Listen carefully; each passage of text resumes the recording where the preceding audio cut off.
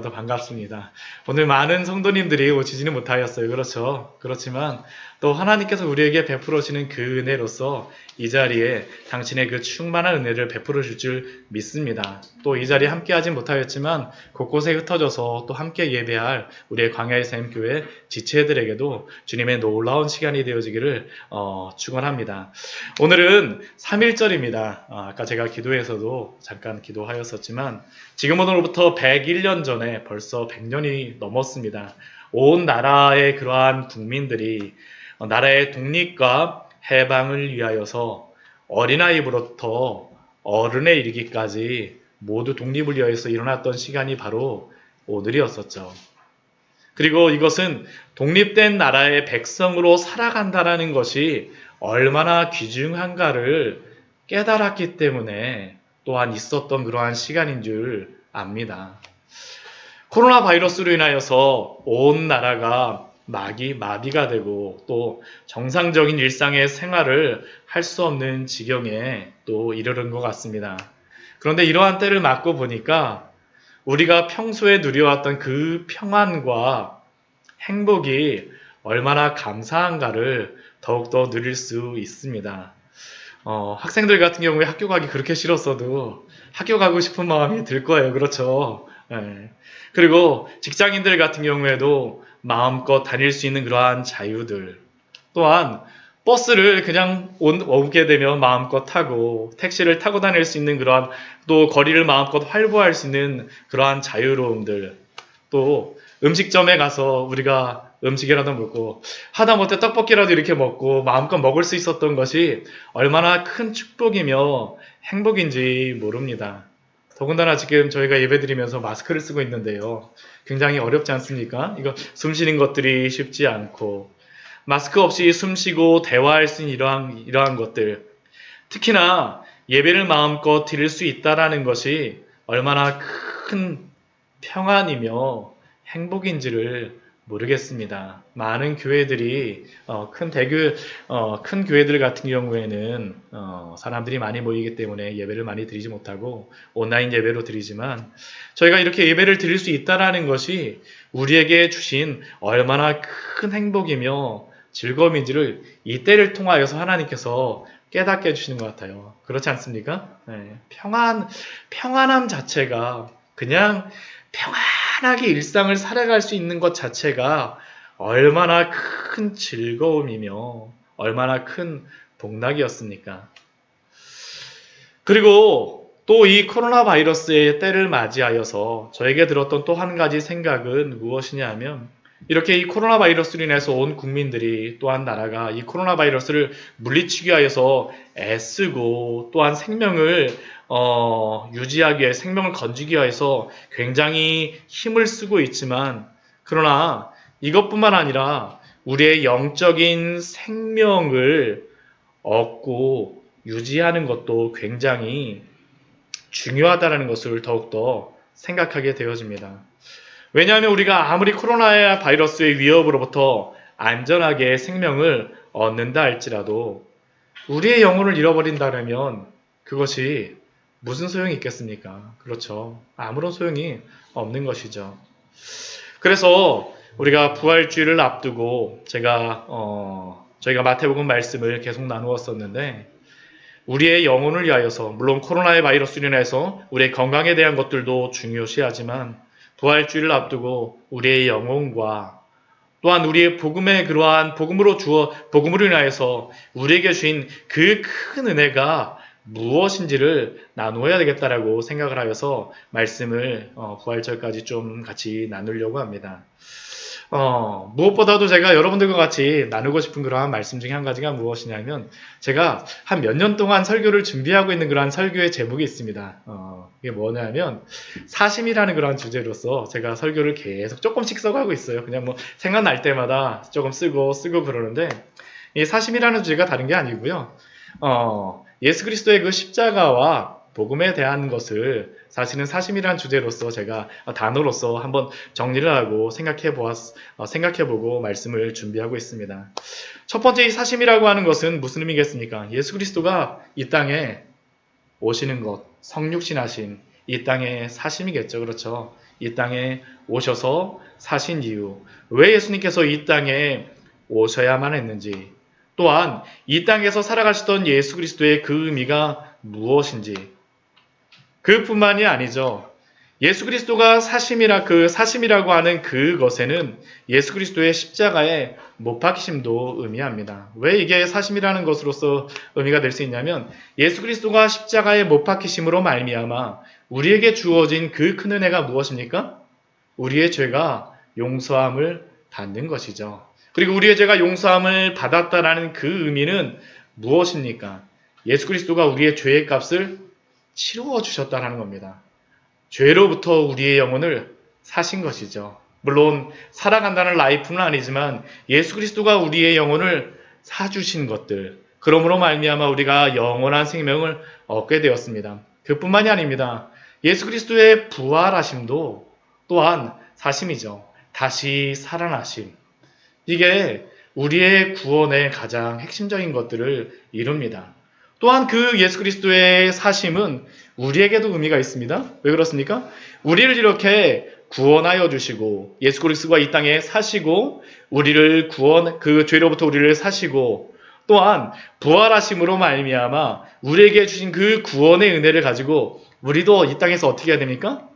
거룩하게 살아가야 됩니다. 결국 우리의 그러한 모든 구원의 은혜가 사실은 이 사심이라는 그러한 주제 안에, 단어 안에 어떻게 보면 워드프레이라고 할 수 있지만 이 안에 들어있다라는 그러한 생각을 하면서 말씀을 준비하려고 합니다. 근데 이 복음에 대한 말씀을 나누기 전에 제가 먼저 오늘 여러분들과 한 2, 3주 정도 나누고자 하는 것은 왜 예수 그리스도가 이 땅에 오셔야만 했는지에 대한 그러한 것들에 대해서 여러분들과 같이 나누기를 원합니다. 왜 예수 그리스도가 이 땅에 오셔야만 했을까요? 왜 예수 그리스도가 이 땅에 오셔야만 했을까요?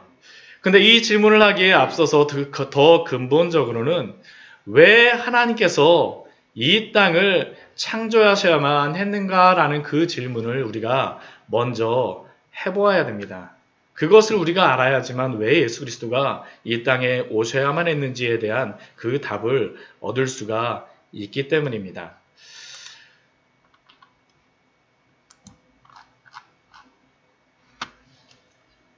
오늘 저희가 읽었던 그러한 말씀은 창세기 1장의 말씀입니다. 창세기 1장의 말씀, 사람을 창조하신 그 6일째의 그 말씀을 저희가 읽었습니다. 그런데 우리가 천지 창조를 하면서 주의하여서 보아야 될 그러한 것들이 있습니다. 그것은 사람을 창조하실 때 모든 것들을 다 창조하시고 난 이후에 창조하셨다라는 겁니다. 이 창조의 순서를 보게 되면 하나님께서 천지 창조를 하실 때 그냥 창조를 하신 것이 아니라 창조를 어떤 순서적인 측면에서 이것이 의미가 있다라는 겁니다. 첫 3일의 그러한 창조는 저희가 창조를 저희 창세기 1장의 말씀을 잘 보게 되면 뒤에 3일의 그 창조에 대한 도화지 역할을 하는 것이 바로 첫 3일에 대한 그러한 창조입니다. 첫째 날 하나님께서 무엇을 창조하셨습니까? 빛과 어두움을 창조하셨습니다. 빛을 창조하셨죠? 빛을 창조하셨습니다. 빛을 창조하시고 이 빛을 무엇이라고 부르십니까? 낮이라 부르시고 빛이 없는 밤을 무엇이라고 부르십니까? 밤이라고 부르세요. 그런데 이 첫째 날 창조하신 이 빛, 그리고 그것으로 인하여서 생겨난 그러한 어둠이 또 셋째 날에는 그 도화지 같은 것에 하나님께서 무엇을 창조하시냐 하면 태양과 달로 그것을 채우세요.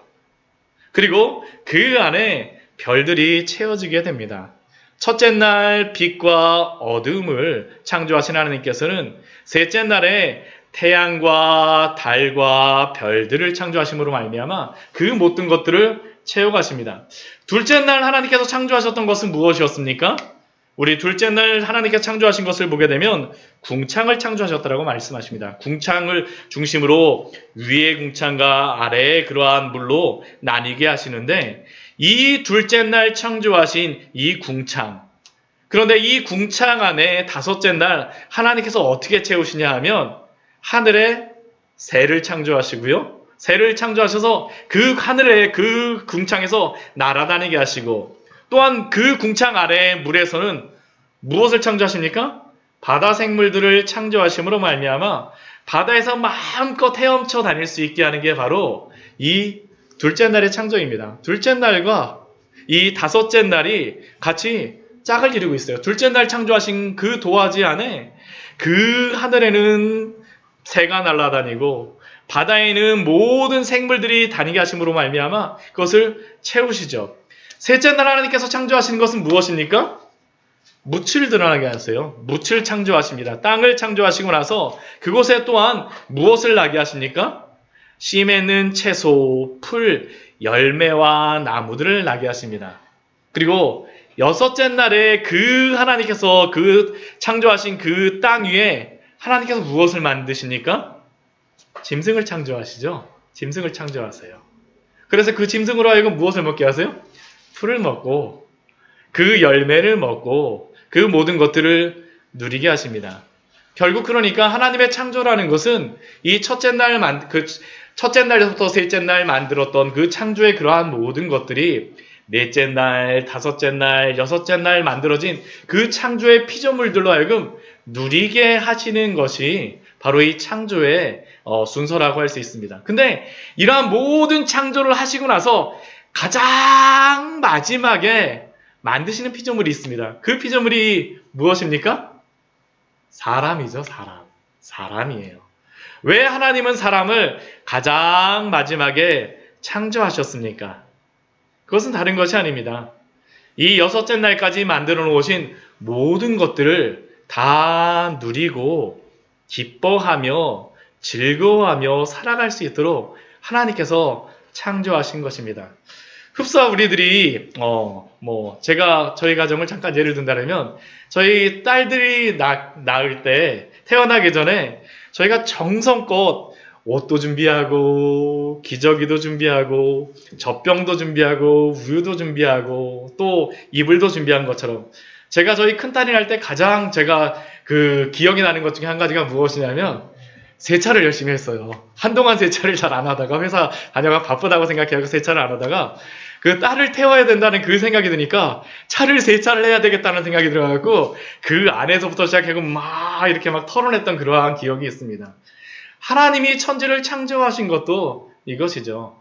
하나님이 사랑하시는 그 마지막 창조하신 그 사람으로 하여금 마음껏 기뻐하며 즐거워하며 살 수 있도록 하시기 위해서 그 여섯째 날까지 그러한 모든 것들을 다 준비하셨던 것이 바로 하나님의 그 창조의 순서입니다. 우리가 이렇게 준비하신 하나님의 그 은혜가 큰 것을 알 수 있는 것이 하나님이 창조하신 이 모든 것들 가운데 무엇도 있습니까? 맑은 공기도 있죠. 맑은 공기. 근데 그곳에 코로나 바이러스가 침입을 하니 이것이 얼마나 큰 두려움이 됩니까? 그런데 하나님이 이 모든 것을 창조하셨을 때에는 아무런 흠도 없고 아무런 문제도 없었습니다. 그것을 알 수 있는 것이 무엇입니까? 하나님이 모든 것들을 창조하시는 나서 마지막에 말씀하시는 것이 무엇이에요? 보시기에 좋았더라.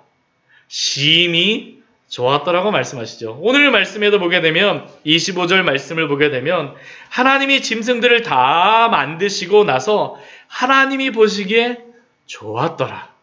또 사람을 창조하시고 이 모든 6일째까지 창조하신 것을 다 하시고 나서 31절 말씀에서 무엇이라고 말씀하세요? 하나님이 지으신 그 모든 것을 보시니 보시기에 심히 좋았더라. 하나님이 보시기에 좋았습니다. 그것도 그냥 좋은 것이 아니라 심히 좋으셨어요. 이것이 바로 하나님이 천지를 창조하시고 가지셨던 그 마음이었습니다. 그 창조물들은 하나도 어긋난 것이 없이 정확하고 모든 것이 완벽하였습니다. 이것이 바로 하나님이 창조하신 결과죠. 그리고 그의 자녀들이 하나님의 백성들이 또한 하나님의 사람들이 그 창조물들을 누리고 사는 것을 보시기에 하나님은 어떻게 하실까요? 좋아하세요. 지금도 심히 즐거워하십니다. 그런데 우리는 하나님이 이렇게 사람을 마지막에 창조하심으로 모든 피조물들을 사용하고 기뻐하며 누리게 하셨는데, 근데 하나님이 왜 사람을 또한 창조하셨는지 또한 우리는 또 다시 한번 질문해 보아야 합니다. 왜 하나님께서 사람을 창조하셨을까? 그냥 누리기 위해서만 창조하셨을까요? 이것 외에도 하나님께서 사람을 창조하신 그 이유를 오늘 창세기 말씀에서는 우리에게 또 말씀합니다. 왜 이것이 중요하냐 하면 우리가 이 창조에 대한 그러한 것들을 가지고 사람들이 많이 질문하는 것들이 있습니다. 무엇이냐면 하나님이 사람이 죄를 짓고 타락할 것을 분명히 아셨음에도 불구하고 왜 하나님께서 사람을 창조하셔서 이렇게 어렵게 만드세요? 라는 그러한 질문을 하는 사람들이 있어요. 또 이러한 질문을 하는 분들도 있죠. 왜 하나님이 사람이 선택할 수 있는 그러한 의지를 주셔서 왜 사람으로 하여금 죄를 선택하게 하시고 타락하게 하셨는지, 이러한 질문도 하시는 분들이 있습니다. 또 이 여러 가지 고난과 환난을 받게 되는 그러한 상황 속에 있는 때에는 왜 하나님이 천지를 창조하셔서 왜 이렇게 우리를 힘들게 하십니까? 라고 질문하기도 합니다. 왜 하나님께서 천지를 창조하시고 왜 사람을 만드셨을까요? 이건 사실은 굉장히 근본적인 그러한 질문이죠. 왜 하나님께서 천지를 창조하시고 왜 사람을 만드셨겠습니까? 왜 창조하셨을까요? 이것을 할 수 있는 중요한 단어가 창세기 1장 우리가 읽은 그러한 말씀에서 나옵니다. 그것은 바로 하나님의 형상이라는 그러한 의미입니다. 형상. 우리의 형상을 따라 우리의 모양대로 우리가 사람을 만들자라고 하나님께서 말씀하세요. 여기서 형상과 모양은 뭐 다른 게 아니고요. 동일한 그러한 의미입니다. 동일한 의미예요. 우리 27절 말씀 보게 되면 하나님이 자기의 형상, 곧 하나님의 형상대로, 그러니까 형상과 모양이라고 26절 말씀에서는 말씀하였지만 27절 말씀에서는 형상을 다시 하나님의 형상이라고 말씀하므로 말미암아 그게 별로 그 단어가 차이가 없다는 것을 우리에게 말씀하십니다. 그런데 하나님께서 우리를 무엇으로 만드셨어요? 하나님의 형상을 따라 창조하셨습니다. 하나님의 형상을 따라 창조하셨어요. 우리가 하나님의 형상을 따라 하나님의 모양을 따라 창조되어졌다라는 그러한 의미는 중요한 특징이 있습니다. 이게 중요한 특징이 있어요. 그것은 무엇이냐 하면 우리가 하나님의 형상을 가진 사람들은 다른 피조물들이 보기에 우리의 형상을 보고 누구의 형상을 보게 될까요? 하나님의 형상을 보게 됩니다. 하나님의 형상으로 창조되었다라는 의미는 그래서 하나님의 형상을 다른 피조물들에게 드러낸다라는 그러한 의미를 우리에게 알려주고 있습니다. 그리고 이것만을 말씀하시는 것이 아니라 하나님의 형상으로 창조하시고 나서 하나님이 사람에게 명령하시는 것이 있습니다. 그 명령이 무엇입니까? 그 모든 것을 다스리게 하자. 다스리게 다스리라는 것이 바로 하나님이 사람에게 주신 그러한 명령입니다. 그리고 이것이 바로 하나님이 이 모든 피조 세계 가운데 사람을 가장 마지막에 창조하신 목적입니다. 하나님이 이 모든 세계가 만들어지고 그곳에 인간을 평안하게 거하도록 하시기 위하여서 창조하기도 하셨지만 또한 하나님께서는 인간을 창조하신 또 목적은 그 안에서 그것을 누리는 것뿐만 아니라 하나님의 형상으로서 하나님의 형상을 나타내는 일, 모든 피조 세계 가운데 하나님의 형상을 드러내기 위해서 사람을 창조하셨습니다. 이것이 바로 사람을 창조하신 근본적인 목적이라고 창세기 말씀은 우리에게 말씀하고 있는 겁니다. 그리고 이것을 28절 말씀에서는 우리에게 이렇게 말씀합니다. 우리 28절 말씀 우리 같이 한번 읽어보도록 하겠습니다. 하나님이 그들에게 복을 주시며 하나님이 그들에게 이르시되 생육하고 번성하여 땅에 충만하라 땅을 정복하라 바다의 물고기와 하늘의 새와 땅에 있는 움직이는 모든 생물을 다스리라 하시니라. 하나님께서 다시 한번 말씀하시죠. 생육하고 번성하여 땅에 충만하라. 이것은 모든 다른 피조물에게도 주셨던 그러한 명령이지만 사람에게만 주시는 그러한 명령이 무엇입니까? 정복하고 다스리라는 것입니다. 이 정복하고 다스린다라는 것은 다른 것이 아닙니다. 하나님의 형상을 모든 피조물 가운데에 드러내라는 것입니다. 드러내라는 것이에요. 그리고 이것은 다른 말로써 설명을 하게 되면 어떤 설명이냐면 하나님의 영광을 나타내라는 것이 바로 이 의미입니다. 하나님의 형상을 드러내는 삶은 곧 하나님의 영광을 드러내는 삶이라고 할 수 있습니다. 이것이 바로 하나님이 인간을 창조하신 근본적인 목적이에요. 하나님의 영광을 나타내는 삶, 하나님을 영화롭게 하는 것, 하나님은 이 일을 위해서 사람을 창조하셨습니다. 우리를 그것을 하기 위해서 창조하셨어요.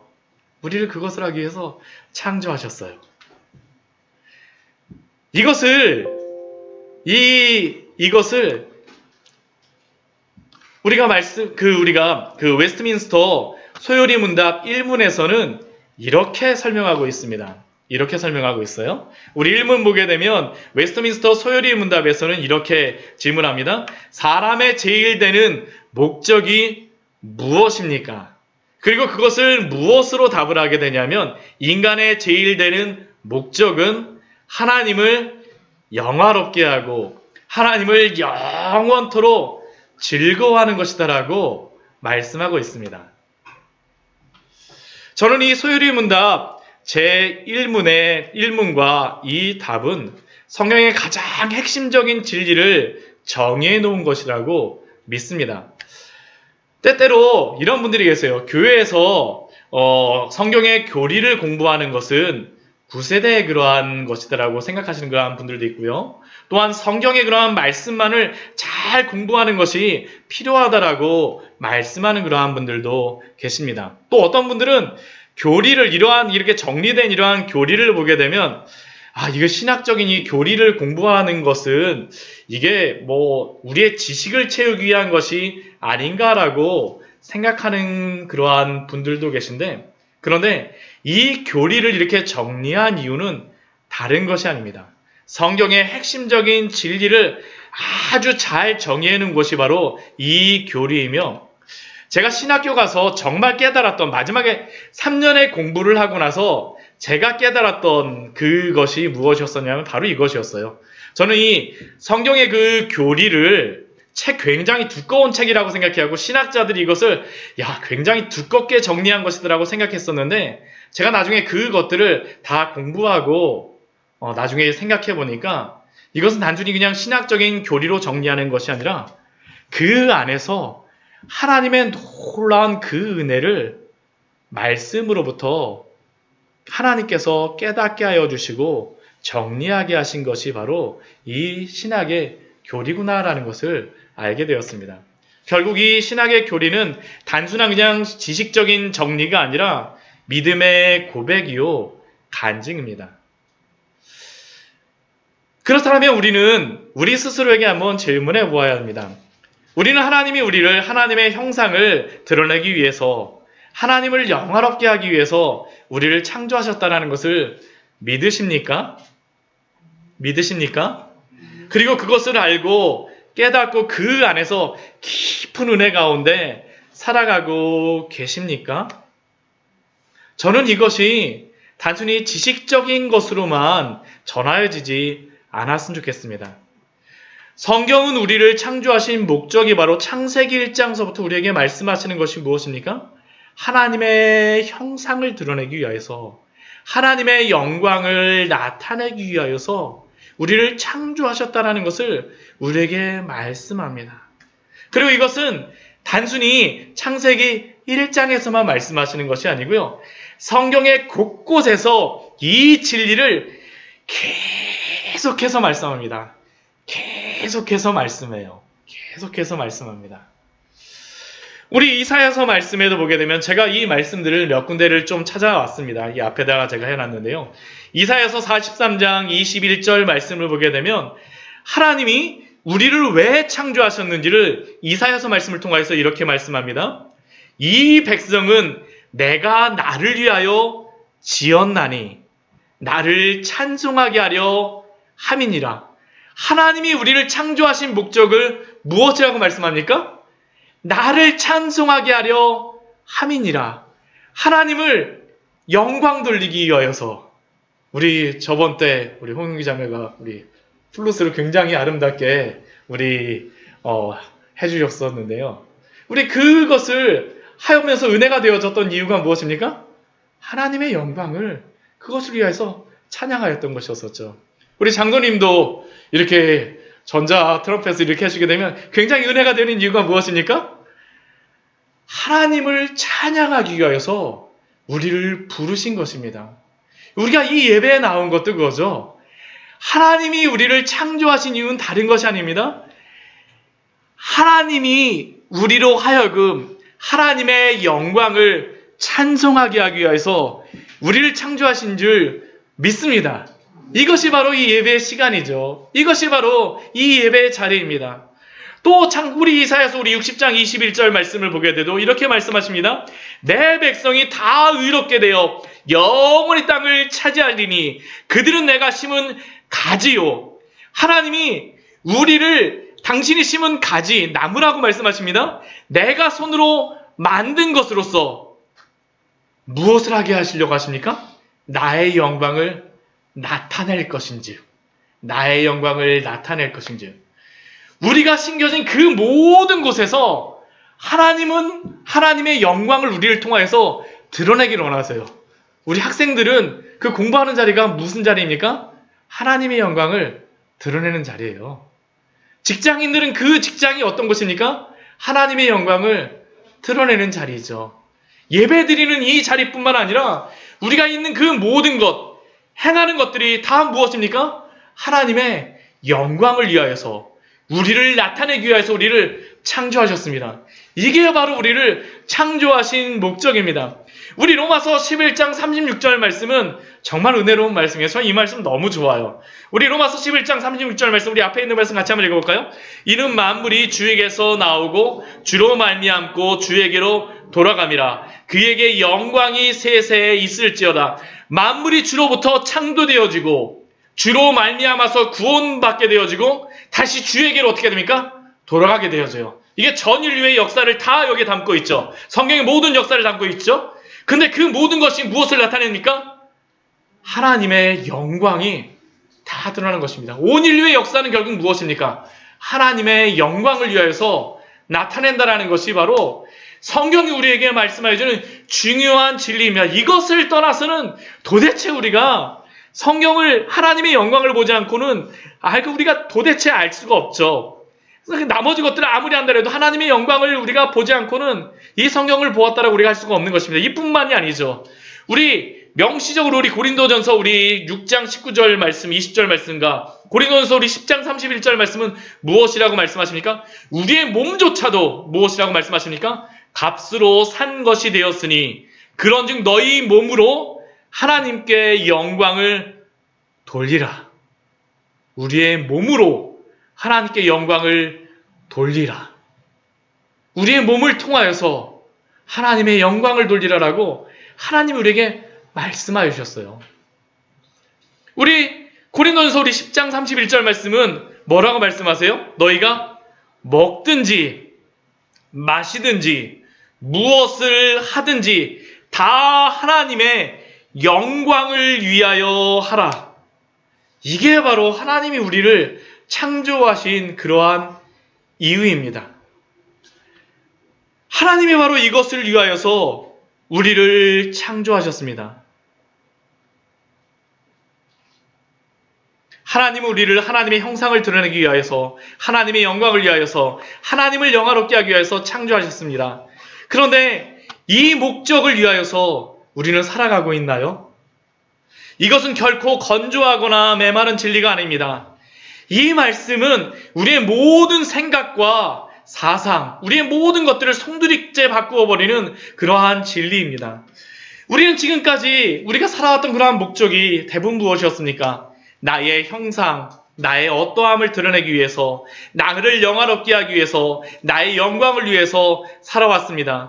그리고 세상의 모든 학문과 지식은 나의 영광을 만족시키라고, 나의 목적을 이루라고 말하며 우리에게 가르칩니다. 그런데 성경 우리에게 무엇이라고 말씀하십니까? 정확하게 세상이 가르치는 것과 반대의 말씀을 하죠.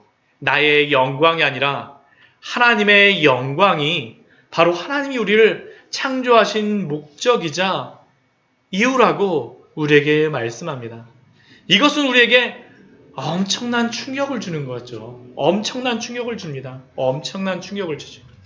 사랑하는 성도 여러분, 하나님이 우리를 창조하신 가장 중요한 목적은 우리로 하여금 하나님의 형상을 드러내기 위하여서 하나님을 영화롭게 하기 위하여서 우리를 만드셨습니다. 우리를 만드셨습니다. 그렇기에 잊어버리지 마십시오. 하나님을 영화롭게 하는 것, 하나님의 영광을 위하여 사는 이것을 여러분의 목적으로 삼으시기 바랍니다. 이것을 우리가 잊지 말아야 됩니다. 하나님의 영광을 위하여서. 그런데 하나님의 영광을 위하여서 살아가겠다라고 하는데 그 다음 질문이 한 가지가 있어요. 질문이 한 가지가 있습니다. 그러면 하나님의 영광을 위하여서 어떻게 살아가야 되죠? 사실은 이 질문이 우리에게 들지 않나요? 어떻게 살아가는 것이 하나님의 영광을 드러내는 것입니까? 하나님이 우리를 창조하신 목적이 하나님의 형상을 드러내기 위해서, 하나님을 영화롭게 하기 위해서 그것을 깨닫게 되어졌는데, 그렇다면 우리가 어떻게 하나님의 영광을 드러낼 수가 있을까요?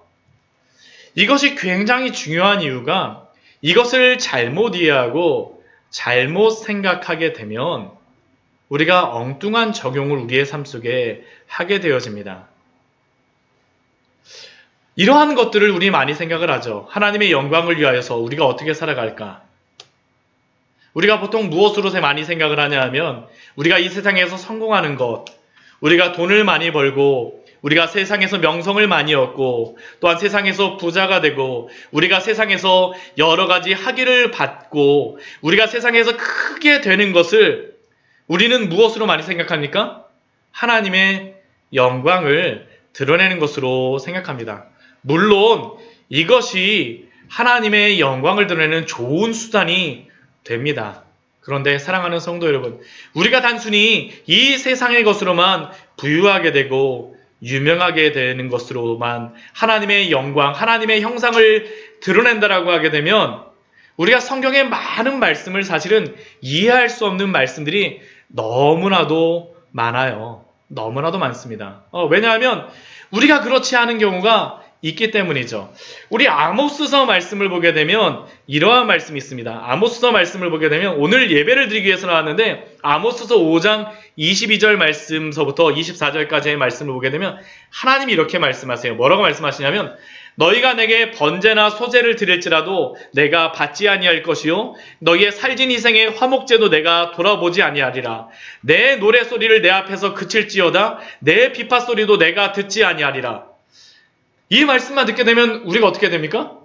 하나님을 예배하지 말라고 하는 것인가? 하나님을 이렇게 우리가 형식적으로 예배하는 것이 필요가 없는 것인가라고 생각이 되어집니다. 그런데 그것이 아니죠. 우리 그 아모스 5장 24절 말씀 보게 되면 이렇게 말씀하십니다. 오직 정의를 물같이 공의를 마르지 않는 물같이 흐르게 할지어다 라고 말씀하세요. 근데 이 말씀만 가지고 또 이렇게 생각하는 사람들이 있습니다. 무조건 정의만 해가고 공의만을 행하는 것이 하나님의 그러한 뜻이다. 예배를 드리는 것이 아니라 정의만 행하고 공의만을 행하는 것이 하나님의 뜻이다. 그러나 이것도 옳은 것이 아닙니다. 왜 하나님께서 이렇게 말씀하셨을까요? 이스라엘 백성들에게 이 말씀하시는 이유가 있습니다. 이 아모스도 5장 말씀을 보게 되면 왜 이 말씀을 하시냐 하면 이스라엘 백성들이 그 자신의 백성들에게 가서 힘없는 자들을 막 밟고 부당한 세를 막 걷어요. 막 걷어요. 그러고 나서 그 사람들은 어떻게 할까요? 아, 나는 부자가 되었구나. 그러고 그 사람들이 생각하는 것이 무엇일까요? 하나님이 나를 부유하게 하여 주셨구나. 그리고 그 사람들은 또한 무엇을 합니까? 그 부유하게 되어진 것을 가지고 가서 하나님 앞에 살진 제물을 드리는 것입니다. 살진 제물을 드리는 것이에요. 이렇게 하나님께 예배 드리는 것이 하나님께 영광을 돌리는 것이다라고 그들은 생각하는 것이죠. 그런데 그것이 아니라는 것입니다. 하나님을 영화롭게 한다는 것은 살진 제물 자체가 아니라 하나님을 영화롭게 한다는 것은 하나님의 그 본질적인 그 의미, 하나님이 원하시는 것들을 나타내는 것이라는 겁니다. 그게 무엇일까요?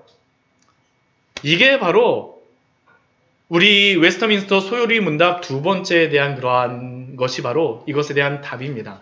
하나님을 영원토록 즐거워하는 것이 바로 하나님을 영화롭게 하는 근본적인 그러한 것임을 또한 우리가 알아야 됩니다. 제가 이렇게 말씀드리니까 이게 도대체 무슨 의미이지 하시는 그러한 분들이 있을 수도 있을 것 같습니다. 이 의미는 다른 것이 아닙니다.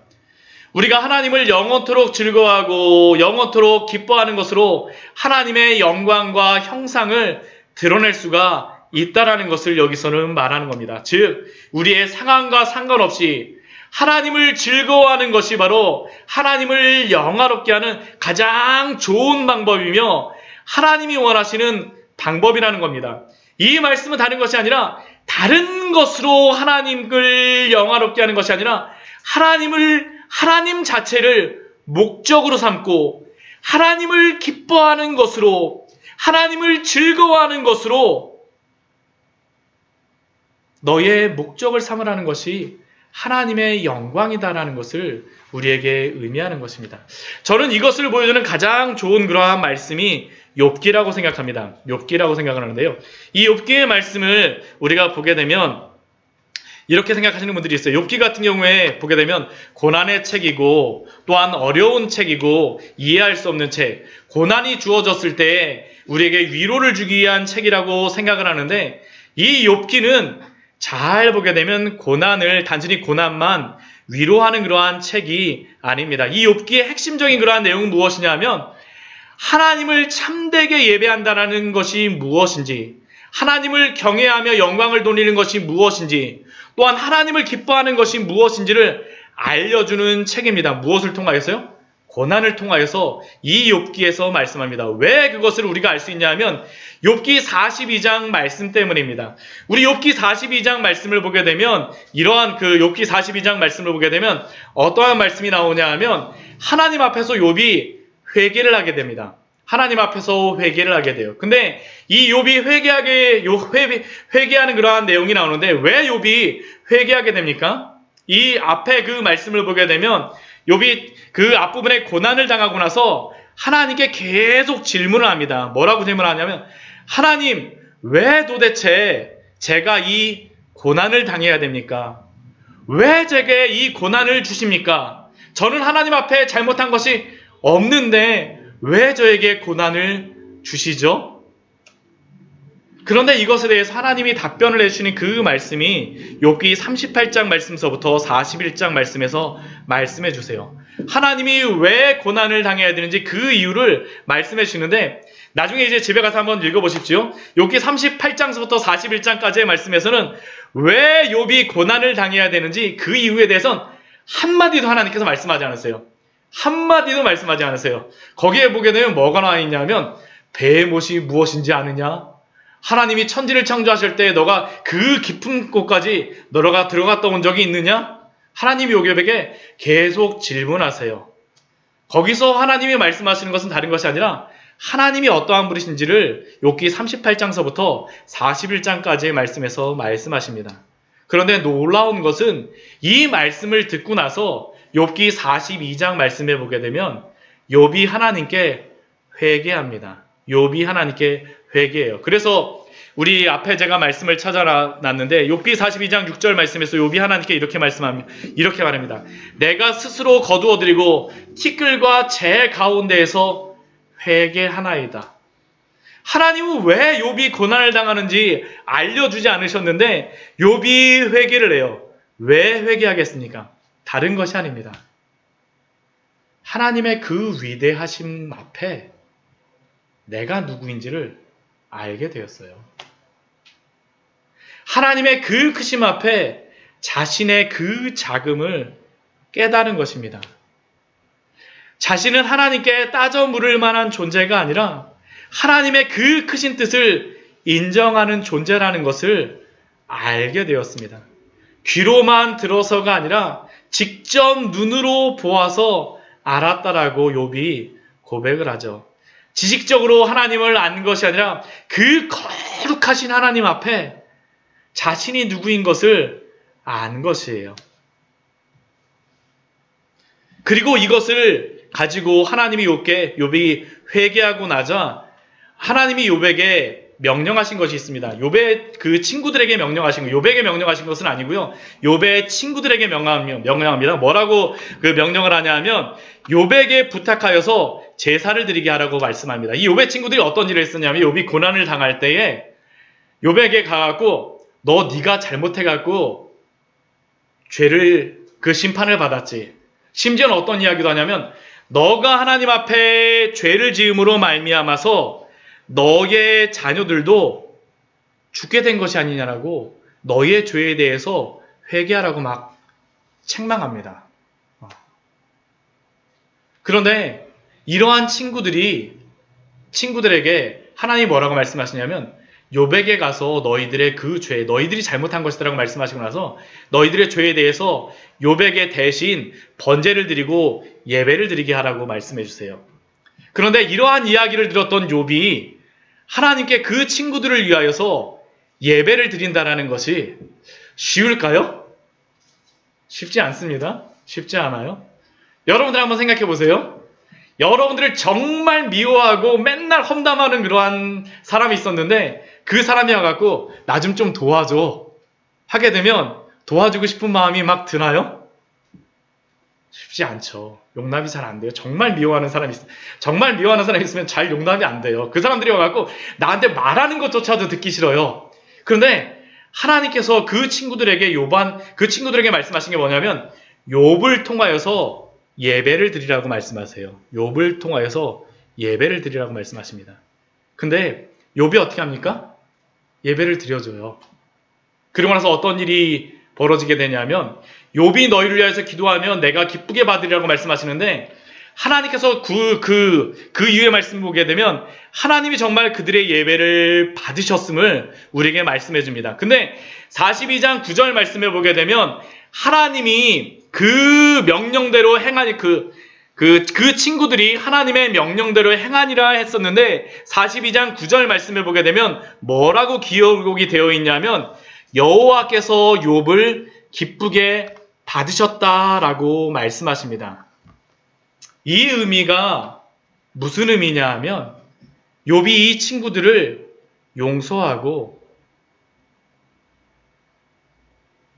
하나님 앞에 예배 부름으로 말미암아 하나님이 욥을 받아주셨다라는 겁니다. 그리고 이것은 욥이 하나님 때문에 그 친구를 용서한 것이고 하나님 때문에 그 상황, 그 모든 것들을 받아들였다라는 것을 의미하는 것이 바로 이것입니다. 그 고난조차도 욥이 기쁨으로 받아들였다라는 것을 욥을 통하여서 말씀하여 주십니다. 이것을 시편 73편 우리 말씀해 보게 되면 이렇게 말씀합니다. 우리 시편 73편 우리 25절과 26절 말씀해 보게 되면 이렇게 말씀하고 있습니다. 우리 같이 한번 읽어보도록 하겠습니다. 앞에 있는 말씀입니다. 하늘에서는 주 외에 누가 내게 있으리요? 땅에서는 주밖에 내가 사모하리 없나이다. 내 육체와 마음은 쇠약하나 하나님은 내 마음의 반석이시요 영원한 분기신이시니이다. 하늘에서는 주 외에 누가 내게 있으리요? 땅에서는 주밖에 내가 사모하리 없나이다. 욥의 상황을 한번 생각해 보십시오. 그는 세상에서 얻었던 모든 것들이 다 없어진 상황입니다. 그런데 그 욥이 지금 예배할 수 있는 이유가 무엇입니까? 하늘에서도 땅 밖에서도 주밖에 없다라는 것이죠. 내 육체와 마음은 쇠약하나 하나님은 내 마음의 반석이시요 영원한 분기십니다. 고백함으로 하나님 앞에 예배하는 것입니다. 결국 하나님께 영광을 돌린다는 것은 무엇이겠습니까? 나의 상황과 나의 어떠한 이유 때문이 아니라 오직 하나님만을 만족함으로, 오직 하나님만을 예배함으로 하나님께 영광을 돌리는 것이 참된 영광임을 우리에게 나타내는 것이고, 이것이 바로 하나님의 영광을 드러내는 삶입니다. 사랑하는 성도 여러분, 우리는 이 말씀을 통하여서, 사실 오늘 말씀이 쉬운 말씀은 아닙니다. 제가 설교를 어렵게 해서 그런 것 같아요. 근데 이 말씀 우리가 보면서 우리가 스스로에게 한번 질문해 봐야 됩니다. 하나님을 영화롭게 하며 하나님을 즐거워하며 살아가고 있습니까? 이 질문은 그리스도인들에게 굉장히 중요한 질문이고, 예수님을 믿지 않는 모든 자들에게도 중요한 질문입니다. 하나님이 사람을 창조하셨을 때에는 하나님의 형상을 드러내므로 모든 피조물을 다스리며 또한 하나님의 영광을 나타낼 수 있도록 사람을 창조하셨습니다. 그리고 이것이 바로 하나님이 사람을 창조하신 이유입니다. 그리고 우리도 하나님을 즐거워함으로 하나님의 영광을 드러내며 우리는 살아가야 합니다. 그런데 사람들이 처한 이 현실, 이 상황은 무엇입니까? 하나님을 영화롭게 하지 않죠. 하나님이 첫사람 아담에게 주셨던 그 사명을 따라서 살아가는 것이 아니라 자신을 기쁘게 함으로, 자신을 영화롭게 하기 위해서 살아가고 있는 것이 바로 이 시대가 아닙니까?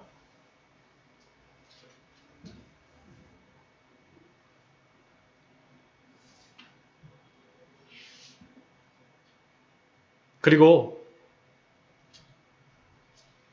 이 모든 상황들을 알고